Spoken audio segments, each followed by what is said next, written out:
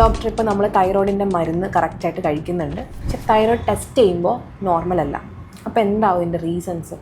Okay, നമുക്ക് 5 പ്രധാന കാരണങ്ങൾ നോക്കാം. ഫസ്റ്റ് പോയിന്റ് എന്ന് പറയുന്നത് നമ്മുടെ തൈറോയിഡിൻ്റെ മരുന്ന് കഴിക്കേണ്ട രീതിയാണ്. തൈറോയിഡിൻ്റെ മരുന്ന് രാവിലെ നമുക്ക് വെറും വയറ്റിൽ തന്നെ കഴിക്കേണ്ട മരുന്നാണ്. അത് മരുന്ന് കഴിച്ച് 1 മണിക്കൂർ കഴിഞ്ഞിട്ട് നമ്മൾ രാവിലത്തെ ചായ, കാപ്പി, ഫുഡൊക്കെ എടുക്കാൻ പാടുള്ളൂ. അത് കൂടാതെ പല മരുന്നുകളും തൈറോയിഡിൻ്റെ മരുന്നിൻ്റെ അബ്സോർപ്ഷനെ അഫക്റ്റ് ചെയ്യുന്ന മരുന്നുകളുണ്ട്. പ്രധാനമായിട്ട് നമ്മൾ സപ്ലിമെൻറ്റ്സ് ആയിട്ട് എടുക്കുന്ന കാൽഷ്യം, വൈറ്റമിൻ മരുന്നുകൾ, അയൺ ടാബ്ലറ്റ്സ്, ഗ്യാസിൻ്റെ മരുന്നുകളൊക്കെ. ഇതെല്ലാം തൈറോയിഡിൻ്റെ മരുന്നിൻ്റെ അബ്സോർപ്ഷനെ കുറയ്ക്കുന്ന മരുന്നുകളാണ്. അപ്പോൾ തൈറോയിഡ് കഴിച്ച് 4 മണിക്കൂർ ഗ്യാപ്പ് ഇട്ടേ കാൽഷ്യം, അയൺ, ഗ്യാസിൻ്റെ മരുന്ന് കഴിക്കാൻ പാടുള്ളൂ. ഇതാണ് രണ്ടാമത്തെ പോയിന്റ്. മൂന്നാമത്തെ കാര്യം എന്ന് പറഞ്ഞാൽ തൈറോയിഡിൻ്റെ മരുന്നെന്ന് പറഞ്ഞാൽ ഒരു ബോട്ടിലാണ് വരുന്നത്. അത് നമ്മുടെ ഒരുപാട് ചൂട് കൂടിയ സ്ഥലത്ത് വെക്കാൻ പാടില്ല, സൺലൈറ്റ് നേരെ അടിക്കുന്ന സ്ഥലത്ത് വെക്കാൻ പാടില്ല, അതുപോലെ ഒരുപാട് മോയ്സ്ചർ ഉള്ള സ്ഥലത്ത് വെക്കാൻ പാടില്ല. സ്റ്റോർ ചെയ്യുന്ന കണ്ടീഷൻസും വളരെ ഇമ്പോർട്ടൻ്റ് ആണ്. നാലാമത്തെ പോയിന്റ്, ഇതെല്ലാം നമ്മൾ നോക്കിയിട്ടും കൺട്രോൾ ആകുന്നില്ല എന്നുണ്ടെങ്കിൽ നമ്മുടെ ഡോസ് നമ്മുടെ ബോഡി വെയിറ്റ് അനുസരിച്ചും ടെസ്റ്റ് അനുസരിച്ചും കറക്റ്റ് ചെയ്ത് നോക്കേണ്ടതാണ്. ഇങ്ങനെ 5ാമത്തെ കാര്യം, നമ്മൾ ചില ഉദര സംബന്ധമായ രോഗങ്ങൾ വരുമ്പോഴത്തേക്കും സ്റ്റൊമക്ക് ഇഷ്യൂസ് ഒക്കെ വരുന്ന ആൾക്കാർക്കും കുറച്ച് തൈറോയിഡിൻ്റെ അബ്സോർപ്ഷനെ ഇത് ബാധിക്കാം. ഈ 5 കാരണങ്ങൾ നമ്മൾ നോക്കിയിട്ട് വേണം തൈറോയിഡിൻ്റെ ഡോസ് കറക്റ്റ് ആണോ എന്നുള്ളത് അഡ്ജസ്റ്റ് ചെയ്യാനായിട്ട്. അപ്പോൾ ഇതെല്ലാം കറക്റ്റ് ആണെങ്കിൽ മാത്രമാണ് ടെസ്റ്റ് ചെയ്യുമ്പോൾ നോർമൽ ആവുള്ളൂ. അതെ, എല്ലാ ഫാക്ടേഴ്സും കറക്റ്റ് ആണോ എന്നുള്ളത് നമ്മൾ നോക്കണം. ഓക്കെ, ഇപ്പോൾ ഡോക്ടറിനടുത്ത് പറഞ്ഞൊരു കാര്യമുണ്ട്, നമ്മൾ മരുന്ന് കഴിക്കുമ്പോൾ അത് വെറും വയറ്റിലാണ് ആദ്യം കഴിക്കേണ്ടതെന്നുള്ളത്. അതെ അതെ. അപ്പോൾ ഇതിപ്പോൾ എല്ലാവർക്കും പോസിബിൾ ആണെന്നില്ല. ഇപ്പോൾ വർക്കിംഗ് പ്രൊഫഷണൽ നൈറ്റ് ഷിഫ്റ്റ് എടുക്കുന്ന ആൾക്കാരൊക്കെ ഉണ്ടാവും. അപ്പോൾ അവർക്കിപ്പോൾ ഇത് എങ്ങനെയാണ്? അതെ, അത് വളരെ ഇമ്പോർട്ടൻ്റ് ആയിട്ട് ചോദ്യമാണ്. പലർക്കും ഈ രാവിലെ എണീറ്റിട്ട് ഉടനെ തന്നെ ചിലപ്പോൾ ഫുഡ് കഴിച്ച് പോകുന്നവരുണ്ടാവും. അപ്പോൾ അങ്ങനെയുള്ളവർക്ക് ഓൾട്ടർനേറ്റീവ് എന്ന് പറയുന്നത് നമുക്ക് ഈവനിങ് ടൈമിൽ, അതായത് നൈറ്റിൽ നമ്മൾ ഫുഡ് കഴിച്ച് 4 മണിക്കൂറെങ്കിലും ഗ്യാപ്പ് ഇട്ട് കഴിക്കാം. 3 to 4 hours ഗ്യാപ്പ് ലാസ്റ്റ് മീലുമായിട്ട് വേണം. അപ്പോൾ അങ്ങനെ കഴിക്കാൻ പറ്റുന്നവരാണെന്നുണ്ടെങ്കിൽ നമുക്കത് ഈവനിങ്ങിലോട്ട് മരുന്ന് ഷിഫ്റ്റ് ചെയ്യാൻ പറ്റും. പക്ഷേ പ്രധാനമായിട്ടും ഓർക്കേണ്ട കാര്യം, ഒരു ഫിക്സഡ് ടൈം എപ്പോഴും കീപ്പ് ചെയ്യാം. അതായത് ഇപ്പോൾ ഒരു ദിവസം നമ്മൾ നൈറ്റിൽ ഒരു 2 hours ഇങ്ങനെ കഴിച്ചു, നെക്സ്റ്റ് ഒരു 4 hours, അങ്ങനെ ഒരു ഇറഗുലർ പാറ്റേണിൽ കഴിക്കാൻ പാടില്ല. എല്ലാ ദിവസവും ഏകദേശം ഒരു ഫിക്സഡ് ടൈം ഗ്യാപ്പ് ഫുഡുമായിട്ട് കീപ്പ് ചെയ്യാം. അപ്പോൾ അങ്ങനെ ഉണ്ടെങ്കിൽ നമുക്ക് ഒരു ഡോസ് ഫിക്സ് ചെയ്യാൻ എളുപ്പമായിരിക്കും. ഈവനിങ് നമുക്ക് ഈ പറയുന്ന ഒരു ഓൾട്ടർനേറ്റീവ് ആയിട്ട് എപ്പോഴും നമ്മൾ അഡ്വൈസ് ചെയ്യുക രാവിലെ മോർണിംഗ് കഴിക്കാനാണ്. അത് കഴിക്കാൻ പറ്റാത്തവർക്ക് നൈറ്റിൽ 3 to 4 hours after last meal നമുക്ക് എടുക്കാവുന്നതാണ്. അപ്പോൾ ബെസ്റ്റ് എപ്പോഴും രാവിലെ വെറും വയറ്റിൽ കഴിക്കുന്നതാണ് നല്ലത്. അതെ. ഓക്കെ, ഇപ്പോൾ നമ്മൾ തൈറോയിഡ് ടെസ്റ്റ് ചെയ്തു, നോർമലാണ്, പക്ഷെ എന്നിട്ടും വണ്ണം കൂടുന്നുണ്ട്. അതെ. അപ്പോൾ അതെന്തുകൊണ്ടായിരിക്കും? ഓക്കെ, നമുക്ക് തൈറോയിഡിൻ്റെ ഹോർമോൺ TSH കൂടുമ്പോഴത്തേക്കും വണ്ണം കൂടാം. പക്ഷെ എത്ര കൂടാം എന്നുള്ളത് നമ്മൾ മനസ്സിലാക്കണം. അതായത് ഒരു 2 to 4 kgs, മാക്സ് ഒരു 5 kilos വരെ തൈറോയിഡ് കാരണം നമുക്ക് വണ്ണം കൂടാം. അതിൽ കൂടുതലുള്ള വെയിറ്റ് ഒരിക്കലും തൈറോയിഡ് കാരണം വരാൻ സാധ്യതയില്ല. പിന്നെ തൈറോയിഡ് കാരണം കൂടുന്നത് മെയിനായിട്ട് ഫാറ്റ് അല്ല, കൊഴുപ്പല്ല കൂടുതൽ കൂടുന്നത്, ഒരു നീരാണ് കൂടുന്നത്. സോൾട്ട് ആൻഡ് വാട്ടർ റിട്ടൻഷൻ എന്ന് പറയും. അപ്പോൾ നമ്മൾ മരുന്നെടുത്ത് തൈറോയിഡ് ടെസ്റ്റ് നോർമൽ ആക്കുമ്പോൾ നമ്മൾ ഫാറ്റ് അല്ല കുറയുന്നത്, ഈ നീരാണ് ബോഡിയിൽ നിന്ന് പുറത്തോട്ട് പോകുന്നത്. അപ്പം ഏകദേശം ഈ ഒരു വെയിറ്റ് ഒരു 2 to 4 kilos ഒക്കെ തൈറോയിഡ് കാരണം കൂടാം. അത് കറക്റ്റഡ് ആകുമ്പോഴത്തേക്കും, തൈറോയിഡ് കറക്റ്റ് ആകുമ്പോൾ ഈ ഒരു വെയിറ്റ് കുറയുകയും ചെയ്യും. അതിൽ കൂടുതലുള്ള വെയിറ്റ് റിഡക്ഷൻ തൈറോയിഡ് കാരണം പ്രതീക്ഷിക്കരുത്. അപ്പോൾ ഇതെല്ലാം തൈറോയിഡ് മരുന്ന് കഴിച്ച് TSH നോർമൽ ആയിട്ടും പിന്നെ വെയിറ്റ് കൂടുതലുണ്ടെങ്കിൽ നമ്മൾ തൈറോയിഡിനെ ബ്ലെയിം ചെയ്യരുത്. ബാക്കി കോസസ്, നമ്മുടെ ഡയറ്റ് നോക്കുക, എക്സസൈസ് നോക്കുക, സ്ലീപ്പ് കറക്റ്റ് ആക്കുക, സ്ട്രെസ് കൺട്രോൾ ചെയ്യുക, പിന്നെ ഒരുപാട് വേറെ ഹോർമോൺ കോസസ് കൊണ്ടും വെയിറ്റ് കൂടാം. അത്തരം ടെസ്റ്റുകൾ ആവശ്യമുണ്ടെങ്കിൽ ഡോക്ടറെ ഒരു കൺസൾട്ട് ചെയ്തിട്ട് നമ്മൾ ചെക്ക് ചെയ്ത് നോക്കേണ്ടതാണ്. ഓക്കെ ഡോക്ടർ, എൻ്റെ ഫാമിലിയിൽ എൻ്റെ അമ്മൂമ്മയുടെ അനിയത്തിയും ഒക്കെ ആണെങ്കിലും അവർക്ക് തൈറോയിഡിൻ്റെ പ്രശ്നമുണ്ട്. തൈറോയിഡ് പേഷ്യൻ്റ് മരുന്ന് കഴിക്കുന്നുണ്ട്. എൻ്റെ അമ്മയ്ക്കും തൈറോയിഡ് പ്രശ്നമുണ്ട്. എൻ്റെ അമ്മ എപ്പോഴും രാവിലെ എണീറ്റ് ആദ്യം ചെയ്യുന്നത് ആ തൈറോയിഡിനോ ആ മരുന്ന് കഴിക്കാമെന്നാണ്. ഒരു 10-25 വർഷമായിട്ട് എൻ്റെ അമ്മ മരുന്ന് കഴിക്കുന്നുണ്ട്. അപ്പോൾ നമുക്ക് വൺസ് ഒരു തൈറോയിഡ് ഇഷ്യൂ വന്നാൽ നമ്മളത് ലൈഫ് ലോങ്, നമ്മൾ മരണം വരെ കഴിക്കണോ? ഓക്കെ, അപ്പോൾ നമ്മൾ തൈറോയിഡ് മരുന്ന് എന്തിന് കഴിക്കുന്നു എന്നുള്ളതാണ് പ്രധാനം. നമുക്ക് പ്രധാനമായിട്ട് തൈറോയിഡിൻ്റെ ഈ ഹൈപ്പോ തൈറോയിഡ്, ഈ തൈറോക്സിൻ കഴിക്കുന്ന ഒരു കണ്ടീഷൻ ഒരു 3 കാറ്റഗറി ഡിവൈഡ് ചെയ്ത് നോക്കാം. ഫസ്റ്റ് കാറ്റഗറിയിലുള്ളത് നമ്മുടെ തൈറോയിഡിന്റെ ഗ്ലാൻഡ് റിമൂവ് ചെയ്യുന്ന കണ്ടീഷൻ, തൈറോയിഡ് ഗ്ലാൻഡ് പൂർണ്ണമായിട്ട് മാറ്റുന്ന, ടോട്ടൽ തൈറോയിഡക്ടമി എന്ന് പറയുന്നത്. അപ്പം തൈറോയിഡ് വീക്കം കാരണം മാറ്റുന്ന അവസ്ഥയാണ്. അപ്പം അങ്ങനെ മാറ്റിയവരാണെന്നുണ്ടെങ്കിൽ നമുക്ക് ലൈഫ് ലോങ് മരുന്ന് കഴിച്ചേ പറ്റൂ. കാരണം നമുക്ക് ഗ്ലാൻഡ് ബോഡിക്കകത്തില്ല. അപ്പം ലൈഫ് ലോങ് മരുന്ന് കഴിച്ചേ പറ്റൂ. ഹോർമോൺ പുറത്തുനിന്ന് കഴിക്കണം. ടെസ്റ്റ് നോക്കി ഡോസ് അഡ്ജസ്റ്റ് ചെയ്യുക എന്നുള്ളത് മാത്രമേ ഉള്ളൂ. രണ്ടാമത്തെ കാറ്റഗറി ഒരു കോമൺ ആയിട്ട് വരുന്ന കാറ്റഗറിയാണ് ഇപ്പോൾ ലേഡീസിൽ വരുന്നത് ഈ ആന്റിബോഡീസ് കാരണമുള്ള തൈറോയിഡിന്റെ പ്രശ്നങ്ങൾ. ഹാഷിമോട്ടോസ് തൈറോയിഡൈറ്റിസ് എന്ന് പറയുന്ന കണ്ടീഷനാണ്. അപ്പോൾ ആൻറ്റിബോഡി ബ്ലഡിനകത്ത് നമുക്ക് കൂടുതലുള്ള ആൾക്കാർക്ക് മരുന്ന് കഴിക്കേണ്ടി വരുമ്പോൾ ആൻറ്റിബോഡി പെട്ടെന്ന് ബ്ലഡിനകത്ത് നിന്ന് ഒരുപാട് ലെവൽസ് കുറയത്തില്ല പെട്ടെന്ന്. അപ്പോൾ അവർക്കും ലോങ് ടേം മരുന്നിൻ്റെ ആവശ്യം വരും. ഇപ്പോൾ ഡോക്ടറിൻ്റെ ടെസ്റ്റുകൾ നോക്കാതെ ഒരിക്കലും ഡോസ് കുറയ്ക്കുകയോ നമ്മൾ നിർത്തുകയോ ചെയ്യരുത്.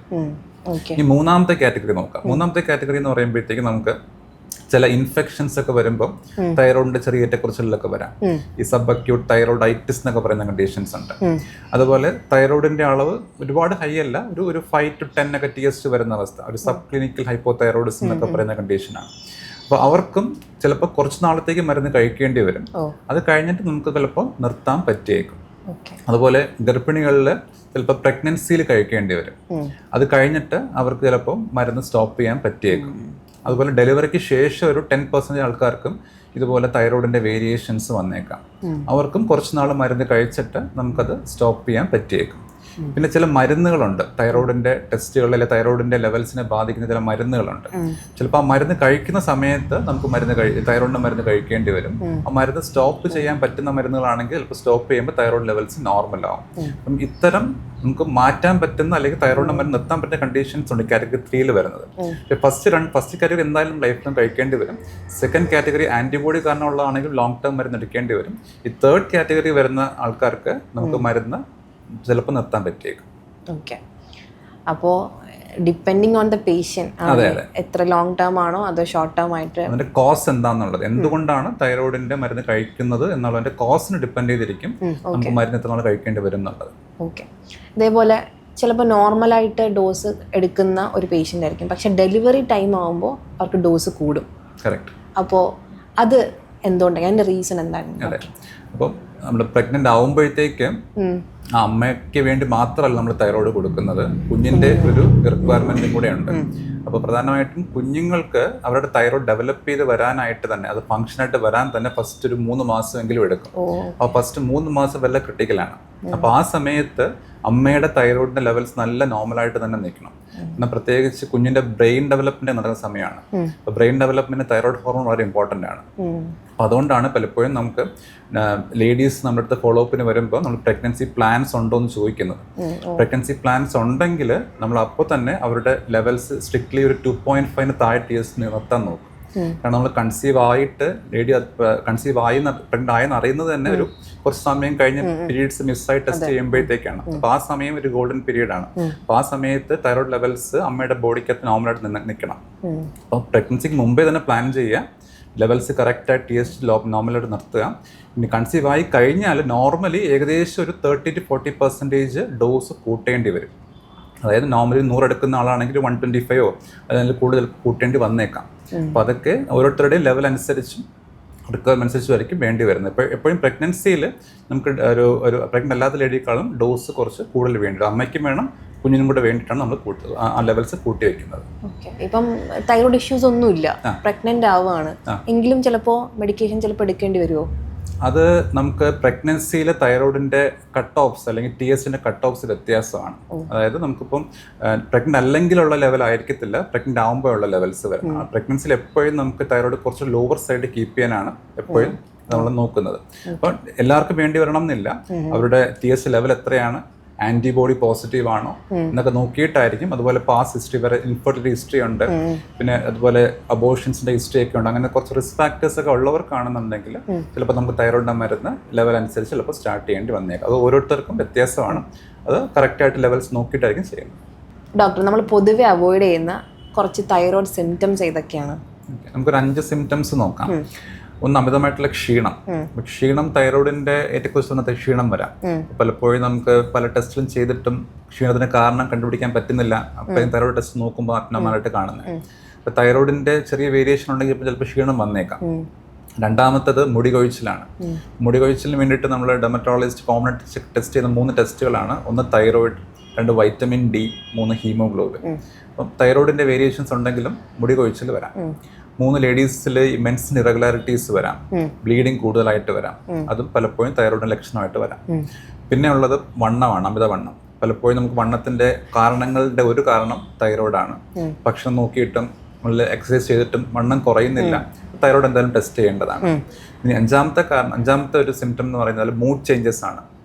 പ്രത്യേകിച്ചൊരു കാര്യങ്ങൾ ചെയ്യാൻ ഒരു താല്പര്യമില്ല, അമിതമായിട്ടുള്ള ഒരു ഉറക്കം, ഒന്നിനോട് ഇൻട്രസ്റ്റ് ഇല്ല. ഇപ്പോൾ പലപ്പോഴും ഒരു ഡിപ്രഷൻ പോലെ സിംറ്റംസ് തൈറോയിഡിൻ്റെ പ്രശ്നം കൊണ്ട് വന്നേക്കാം. അപ്പോൾ ഇത്തരം 5 സിംറ്റംസ് കോമൺ ആയിട്ട് നമ്മൾ ഇഗ്നോർ ചെയ്യുന്ന സിംറ്റംസ് ആണ്. ഈ 5 എണ്ണം ഉണ്ടെങ്കിൽ അത് തൈറോയിഡ് ആകാൻ ചാൻസ് ടെസ്റ്റ് ചെയ്ത് നോക്കണം. ഇത് തൈറോയിഡിന്റെ സിംറ്റം ആവണമെന്ന് നിർബന്ധമില്ല. പല സിംറ്റംസും ഓവർലാപ്പ് ചെയ്യും, പല വേറെ കാരണങ്ങളുടെ സിംറ്റംസ് ഓവർലാപ്പ് ഉണ്ട്. അപ്പോൾ അതുകൊണ്ട് നമ്മൾ എപ്പോഴും ഇത്തരം സിംറ്റംസ് ഉണ്ടെങ്കിൽ ഒന്ന് തൈറോയിഡിന്റെ TSH ടെസ്റ്റ് ചെയ്ത് നോക്കിയാൽ അറിയാൻ പറ്റും. ഓക്കെ.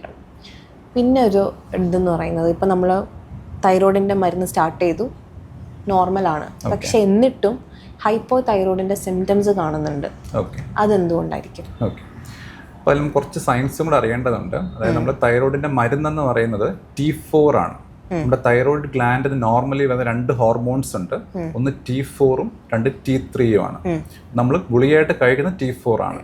അപ്പം ഈ ഗുളികയുടെ ആക്റ്റീവ് ഫോം T3 ആണ്. അതായത് ബോഡിക്കകത്ത് T4 ഉണ്ടായാലും ഈ T4 T3 ആയിട്ടാണ് നമ്മുടെ ടിഷ്യൂസിലൊക്കെ ആക്ട് ചെയ്ത് അതിന്റെ ഫംഗ്ഷൻ പ്രോപ്പറായിട്ട് നടക്കുന്നത്. അപ്പം നമ്മൾ തരുന്ന T4ന്റെ ഹോർമോൺ ഗുളിക നമ്മൾ ബ്ലഡ് ചെന്ന് കഴിഞ്ഞാലും അത് പ്രോപ്പറായിട്ട് T3 ആയാൽ മാത്രമേ അത് നമ്മുടെ എല്ലാ ഫങ്ഷൻസും നോർമൽ ആകത്തുള്ളൂ. പലർക്കും ഈ കൺവേർഷൻ കറക്റ്റായിട്ട് നടക്കണം എന്നില്ല.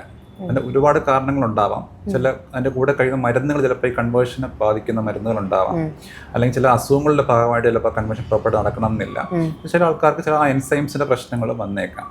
അതായത് നമ്മൾ തരുന്ന T4 ആണ്. ആ T4 പ്രോപ്പറായിട്ട് T3 ആയാൽ മാത്രമേ നമ്മുടെ ഫങ്ഷൻസ് എല്ലാം പ്രോപ്പറായിട്ട് നടക്കുകയും നമ്മുടെ സിംറ്റംസ് ഫുള്ളി നോർമൽ ആകത്തുള്ളൂ. അപ്പോൾ അതാണ് ഒരു കാരണം. 2, നമുക്ക് വേറെ ഒരുപാട് കാരണങ്ങൾ തൈറോയിഡ് സിംറ്റംസുമായിട്ട് മിമിക് ചെയ്യാൻ ഓവർലാപ്പ് വരാം. ഇപ്പൊ തൈറോയിഡ് നോർമൽ ആയിട്ടും സിംറ്റംസ് മാറുന്നില്ല എന്നുണ്ടെങ്കിൽ നമ്മൾ തൈറോയിഡ് തന്നെ ആണെന്ന് വെച്ചുകൊണ്ടിരിക്കരുത്. ബാക്കി ടെസ്റ്റുകളൂടെ ചെയ്ത് നോക്കണം. വേറെ എന്തെങ്കിലും കാരണങ്ങൾ, ഫോർ എക്സാമ്പിൾ ഇപ്പം ക്ഷീണം മാറുന്നില്ല, ഹീമോഗ്ലോബിൻ ടെസ്റ്റ് ചെയ്ത് നോക്കണം. ഹീമോഗ്ലോബിൻ കുറവുണ്ടെങ്കിൽ ക്ഷീണം വരാം, ഫോർ എക്സാമ്പിൾ പറഞ്ഞു. അപ്പൊ അത്തരം സിംറ്റംസ് മാറുന്നില്ല എന്നുണ്ടെങ്കിൽ വേറെ കാരണങ്ങളുണ്ടോ എന്നുള്ളതും കൂടി ടെസ്റ്റ് ചെയ്ത് നോക്കേണ്ടതാണ്. Okay. So thank you so much sir, പബ്ലിക്കിനെ തൈറോയിഡിനെ പറ്റിയിട്ട് ഇത്ര ഇൻഫോർമേറ്റീവ് ആയിട്ടുള്ള കാര്യങ്ങൾ പറഞ്ഞതിന് thank you so much. Thank U.